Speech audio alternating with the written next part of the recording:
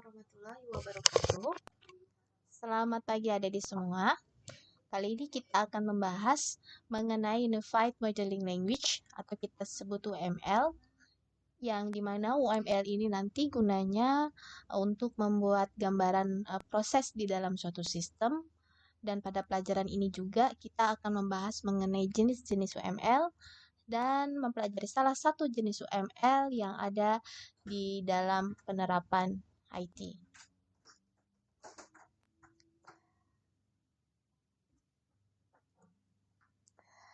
Ini adalah definisi UML. Jadi ada beberapa poin yang perlu kita ketahui. UML itu sendiri adalah bahasa yang dia sudah memiliki standarisasi yang sangat mudah untuk dikenali dalam dunia permodelan, dan dia juga merupakan rancangan di mana dia dapat mendokumentasikan sistem informasi atau piranti lunak. Jadi UML itu juga bisa merancang sebuah model ke dalam sistem. Nah, nanti setelah merancang UML itu akan mendefinisikan notasi atau sintak seperti bahasa-bahasa lainnya, dan setiap notasi memiliki bentuk khusus dan makna-makna tertentu yang akan nanti bisa dikombinasikan dengan bentuk-bentuk yang lain.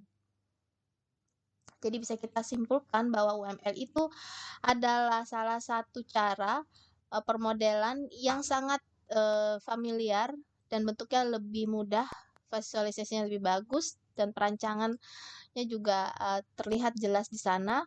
Dan dia juga bisa merancang sebuah model sistem, memiliki banyak-banyak bentuk notasi, dan setiap notasi memiliki bentuk dan makna berbeda. Nah, ini adalah jenis-jenis di UML. Jadi UML diagram itu sendiri memiliki 3 jenis, ya. Jenisnya yaitu structure diagram, behavior diagram, interaction diagram.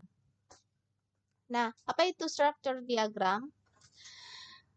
Struktur diagram itu seperti kita sebut dia adalah sistem yang bersifat statis. Jadi dia menjelaskan suatu struktur sistem yang bersifat statis. Nah, dalam sistem yang bersifat statis, kita bisa menggunakan class diagram, object diagram, komponen diagram, composite, patch cake, dan deployment diagram. Lalu apa sih behavior diagram? Untuk behavior diagram ini untuk kumpulan struktur yang menjelaskan perubahan yang terjadi pada sistem. Jadi kalau sistem kita itu sering berubah, ya, atau kita sebut dinamis lah. Nah, di sini kita bisa menggunakan UML use case, activity, atau state machine diagram. Nah, kalau interaction diagram, ini kumpulan diagram yang menjelaskan interaksi sistem dengan sistem yang lain maupun antar sistem pada sebuah sistem. Nah, interaction system ini untuk sequence menggunakan sequence diagram, communication diagram, interaction, dan timing diagram. Ketiga, jenis ini sangat perlu kita pahami adik-adik dalam saat kita membuat proyek atau penelitian. Jadi kita ketika membuat sistem, kita pahami dulu sistem kita ini bersifat statis atau dinamis. Jika dia bersifat statis, maka kita menggunakan structure diagram. Kalau dia dinamis, berarti kita menggunakan behavior diagram. Jangan sampai tertukar. Ketika dia statis, kita menggunakan behavior. Ketika dia dinamis, kita menggunakan struktur diagram. Misalkan, karena kalian lebih paham use case, hanya paham use case di sini, tidak paham kelas diagram, objek diagram. Ketika kalian membuat sistem kalian bentuknya statis, kalian menggunakan use case diagram, dan ini adalah kesalahan yang sangat fatal. Lalu ada pun tujuan penggunaan UML. Yang pertama di situ dapat memberikan bahasa permodelan visual kepada user dari berbagai jenis pemrograman ataupun proses rekayasa. Di sini kita bisa lihat bahwa UML itu sudah sangat familiar, dan dengan familiarnya bisa dibuat oleh beberapa jenis, bukan beberapa lagi, tapi berbagai jenis pemrograman dapat dibuat karena adanya permodelan visual dari UML tersebut.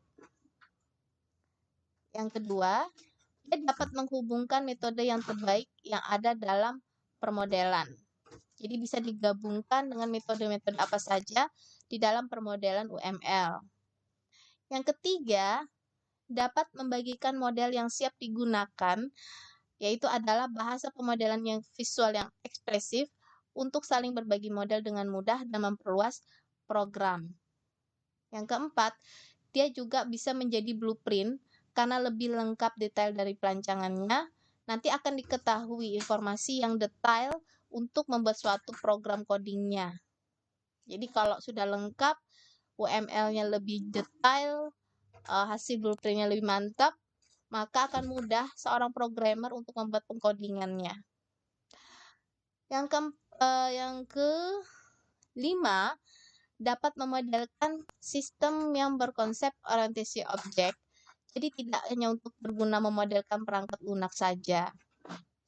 Dan yang terakhir, membuat suatu bahasa pemodelan yang nantinya dapat dipergunakan oleh manusia ataupun mesin. Next, kita lanjut tentang UML itu sendiri. Tadi kita bahas banyak ya. Dan di sini ada beberapa lagi. Ada diagram use case, class, package, sequence, collaboration, state chart, activity, dan deployment.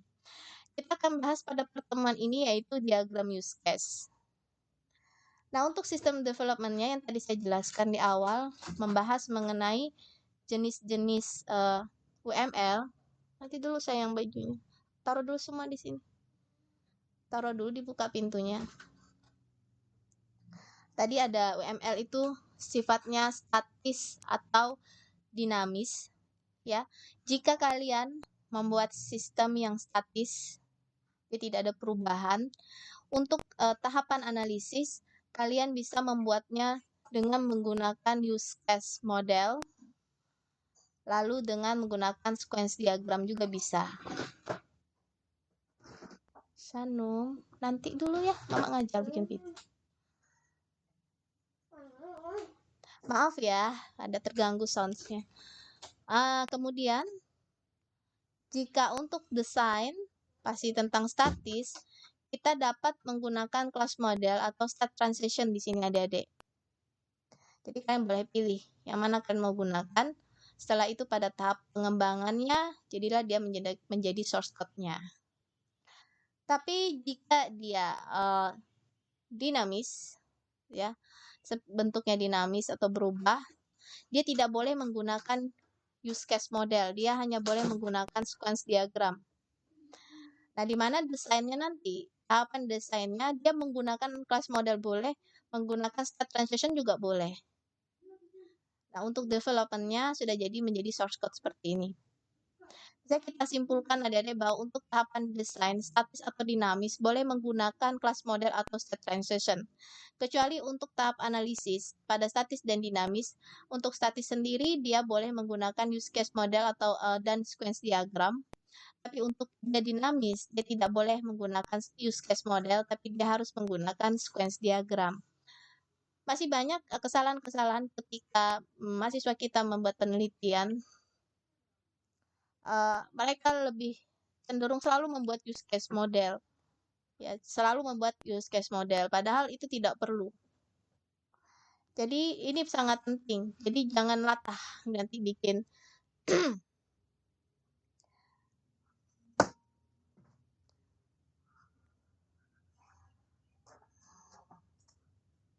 jadi nanti kalau misalkan kalian bikin skripsi gitu ya,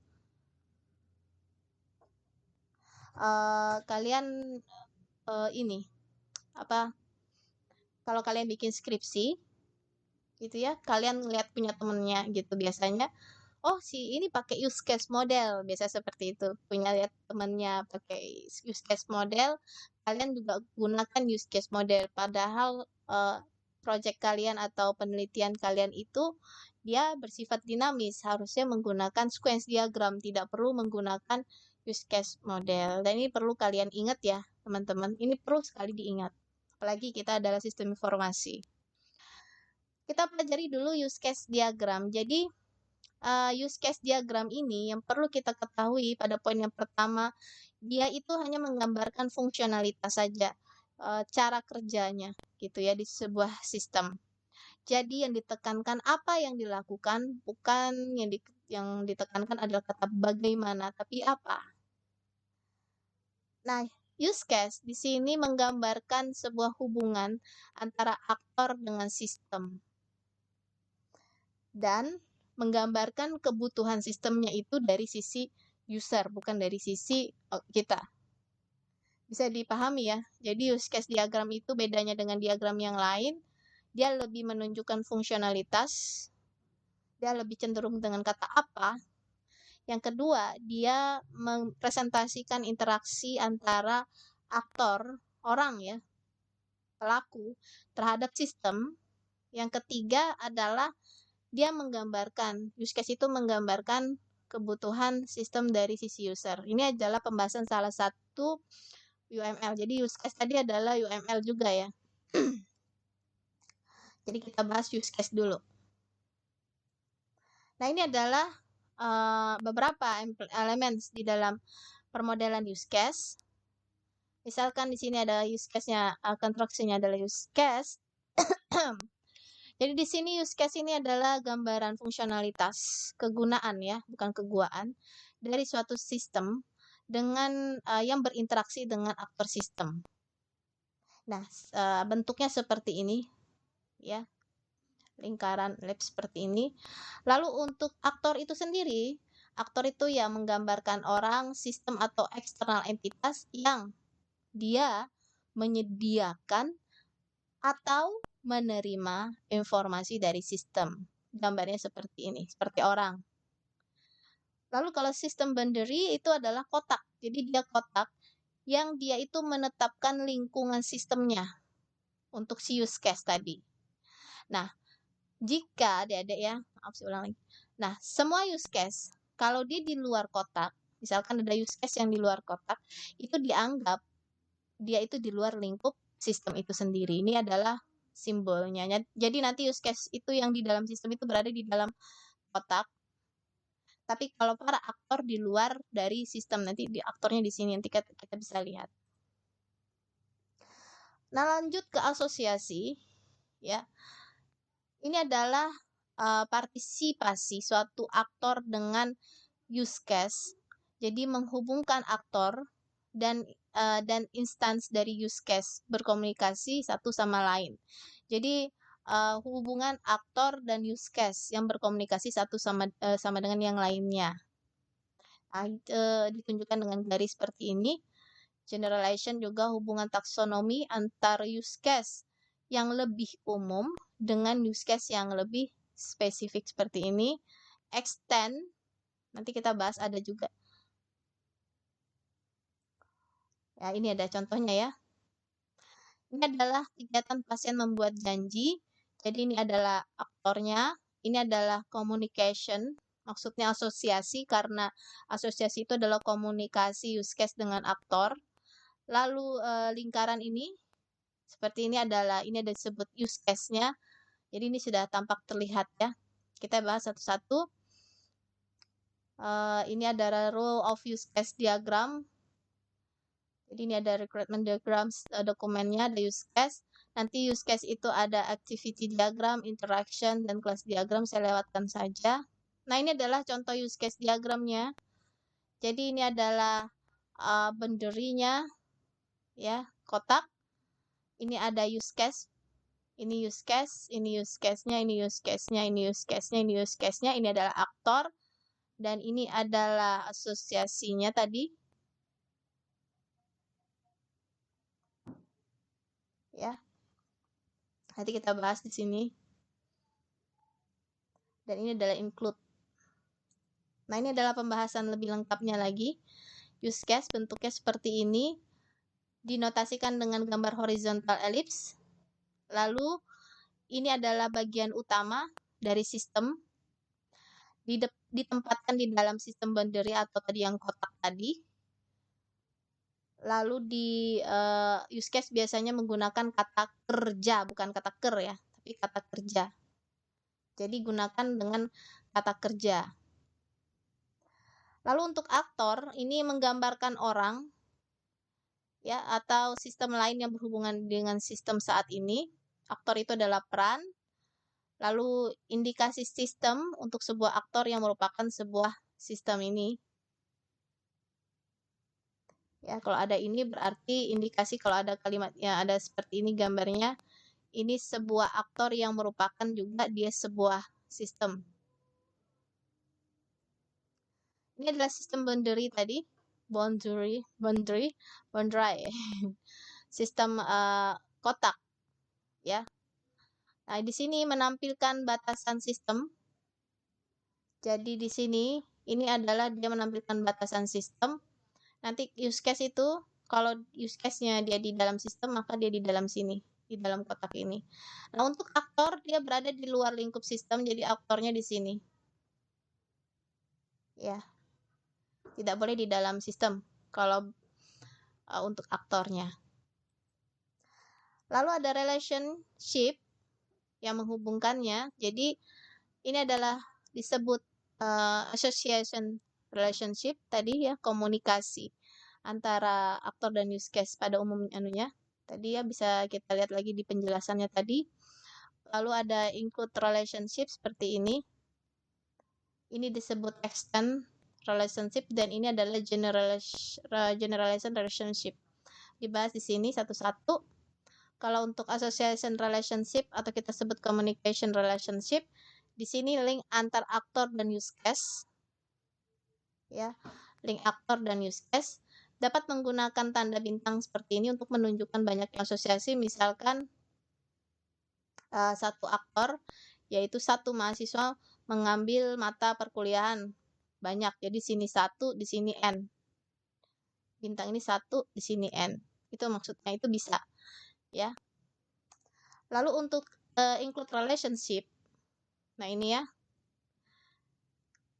Ini adalah penyertaan pemanggilan use case lain yang wajib diharuskan pada sistem. Nah, ini adalah wajib sifatnya.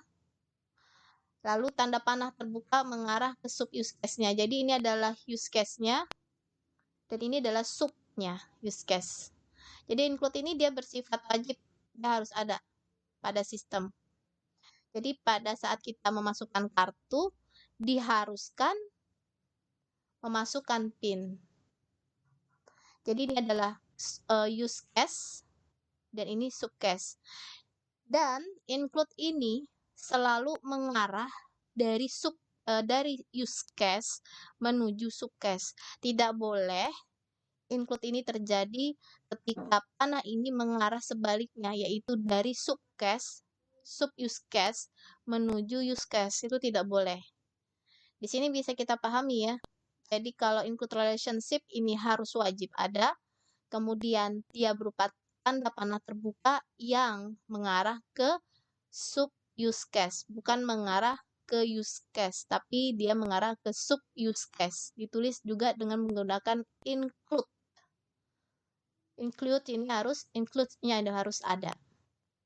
Ya, jadi jangan terbalik, yaitu panah terbuka mengarah dari sub use case menuju use case. Itu salah.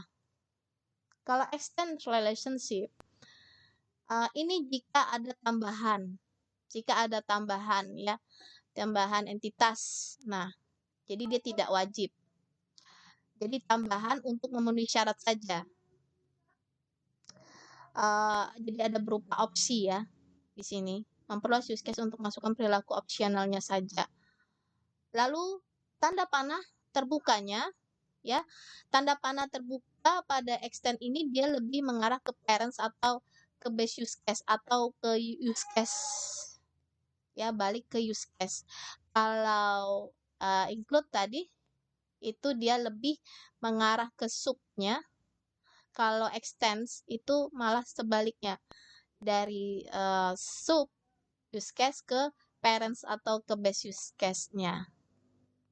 Di sini ada tambahan, maksudnya di poin pertama yaitu perluasan dari use case jika terdapat kondisi atau syarat tertentu yang di sini, atau dia juga merupakan masukan perilaku yang optional.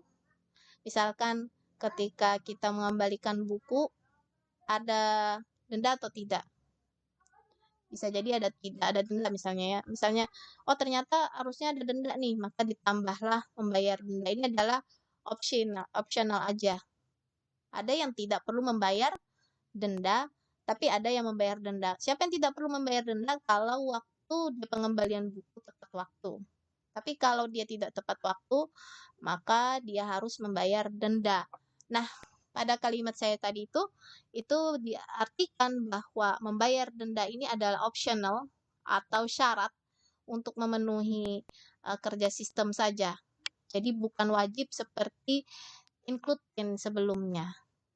Yang perlu kalian ketahui juga, extends ini harus panahnya menuju dari arah base use case ke dari maksudnya panahnya itu dari sub use case menuju parents. Jadi kebalikan dari include ya.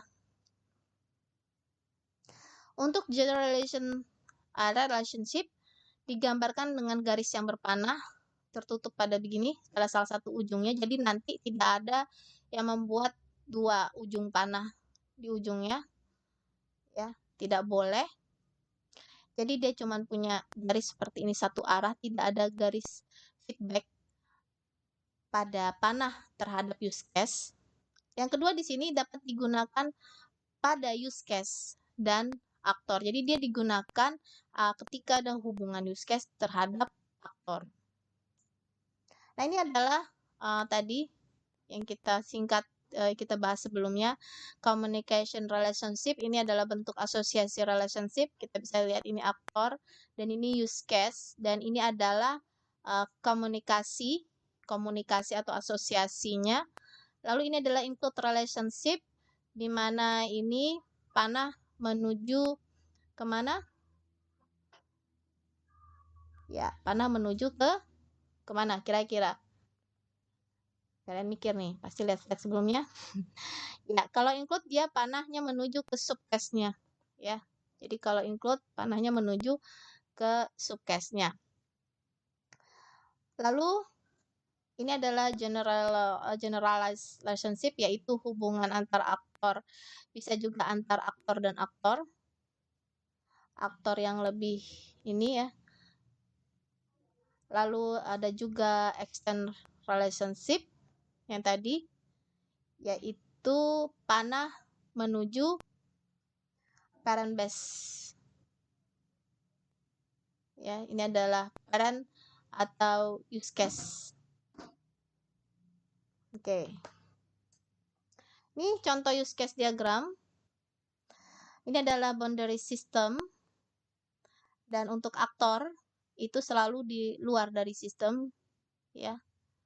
Ini aktor di luar dari sistem. Kemudian kita lihat juga ada, jangan lupa diberi nama sistem name-nya apa. Ini disebut sistem name-nya ini untuk klinik.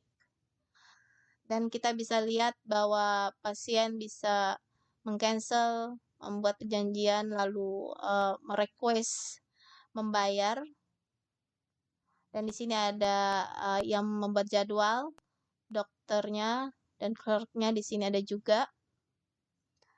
Dan ada include, ya, include membuat janji, lalu masuk ke cek pasien recordnya, yaitu ini adalah subcase, ya, subcase. Jadi kalau membuat janji berarti diharuskan ada record dari pasiennya. Di sini masuk include use case karena dia diharuskan. Jadi bentuk panahnya seperti ini, titik-titik, lalu ada tulisannya include. Lalu request medication, ketika pasien meminta permohonan pengobatan, maka di-include lagi ke dalam check patient record-nya.